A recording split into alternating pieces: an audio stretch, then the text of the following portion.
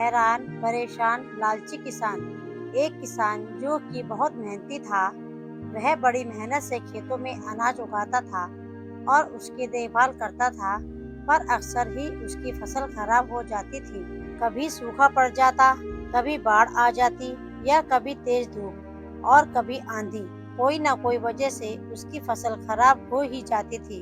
एक दिन किसान पेड़ के नीचे बैठकर अपनी बर्बाद हुई फसल को देख रहा था और तभी वह गुस्से में आसमान की तरफ देखकर भगवान से कहता है कि मालिक, आपको सब बहुत महान मानते हैं और सबसे ज्यादा ज्ञानी मानते हैं। कहते हैं कि आप सब जानते हैं, लेकिन मुझे ऐसा लगता है कि आपको कुछ भी नहीं पता।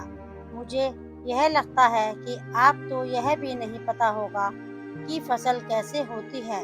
अगर आप यह जानते होते तो हर समय जो बाढ़, आंधी और तूफान आते हैं, वह कभी नहीं आते। आप नहीं जानते कि कितना नुकसान उठाना पड़ता है हम किसानों को।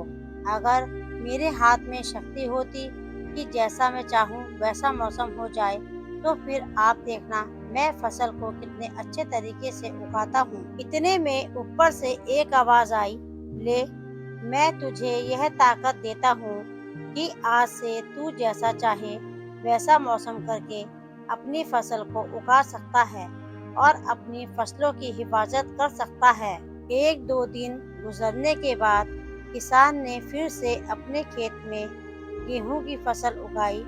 अब किसान के पास तो शक्ति थी, वह जैसा चाहे वैसा मौसम कर सकता था। तो किसान ने आंधी, तूफान और बाढ़ कुछ भी उसने अपने खेतों पर आने नहीं दिया। किसान ने अपनी फसलों को बर्बाद होने से बचाया और उस साल उस किसान के खेत में ऐसी फसल हुई जो पहले कभी नहीं हुई थी। मन ही मन किसान बहुत खुश हो रहा था और साथ ही साथ यह भी सोच रहा था कि भगवान को बताऊंगा कि इसे कहते हैं शक्ति का सही इस्तेमाल। कुछ दिन और गुजरने के बाद फसल काटने के लिए तैयार हो गई। किसान बड़े उत्सुकता के साथ फसल को काटने लगा, पर जैसे ही उसकी नज़र गेहूं की बालियों पर पड़ी, तो वह हैरान हो गया, क्योंकि उन बालियों में गेहूं के दाने ही नहीं थे। गेहूं के एक भी बाली के अंदर गेहूं का दाना ही नहीं था। सारी बालियां अंदर से खाली थीं। अब वह किसान बड़ा परेशान हो गया और फिर से भगवान को पुकारने लगा। वह जोर जोर से चिल्लाकर यह कह रहा था, भगवान, शायद तूने मुझे कोई सजा दी है। तभी ऊपर से आवाज आई कि मैंने तुम्हें कोई सजा नहीं दी है, बल्कि इसके जिम्मेदार तो तुम खुद हो। तुमने अपने पौधों को संघर्ष करने का मौका ही नहीं दिया। ना तो तुमने उन्हें आंधियों से जूझने दिया, ना ही तेज बारिश सहने दिया और ना ही धूप में तपने दिया। एक भी चुनौती का सामना तुमने उन्हें नहीं करने दिया, इसलिए सारे पौधे अंदर से खोखले रह गए।